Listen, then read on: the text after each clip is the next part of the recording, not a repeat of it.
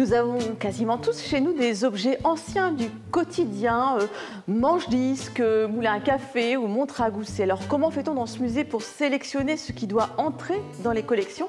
Suivez-nous. Aurélien Blot, vous êtes le directeur de ce musée. Alors nous sommes dans quel endroit, quelle présentation? Ici, nous sommes dans un diorama qui représente donc une scène d'école pour évoquer donc le début de l'école obligatoire et accessible à tous à la fin du 19e siècle, et avec du mobilier aussi qui peut nous rappeler des souvenirs pour ceux qui ont connu ce type de pupitre, avec notamment les trous pour les encriers.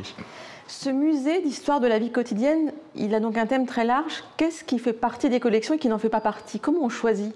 Alors le discours scientifique du musée, c'est déjà une chronologie, donc nous allons jusqu'à la fin du 19e siècle, donc la seconde révolution industrielle, jusqu'à la fin du 20e siècle, parce qu'on se rend compte que durant le 20e siècle, la vie quotidienne évolue beaucoup sur différents aspects, les objets évoluent beaucoup, d'une génération à l'autre, il y a des objets qu'on ne connaît plus, et donc c'est ce que raconte ce musée. Avec le levier, je vais faire un point ici, ça sonne, et ça va indiquer sur le rouleau derrière que l'ouvrier numéro 35 est arrivé à 3h31, donc il a 1 minute de retard.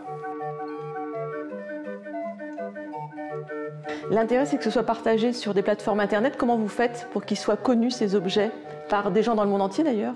Alors le musée fait partie du réseau des musées de Normandie qui a mis en place une plateforme qui permet de verser donc ce qu'on appelle les fiches inventaires. Donc chaque objet des collections a une fiche signalétique, donc avec des photographies, les dimensions, l'histoire de chaque objet. Et donc régulièrement, nous versons sur cette plateforme qui est accessible au public ces objets.